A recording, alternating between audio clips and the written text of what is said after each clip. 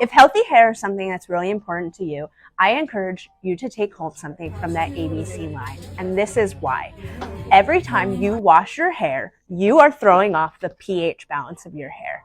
This is an example of the local water in your area. Water is supposed to live at a level 7 of pH. The water in your area is right there, between 7 and 9.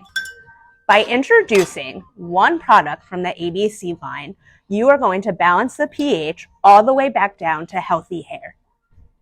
If you see here, healthy hair lives between 4.5 to 5.5.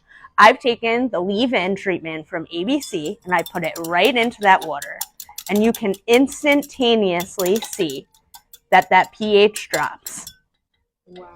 You can see here, it has come all the way back down to where healthy hair lives.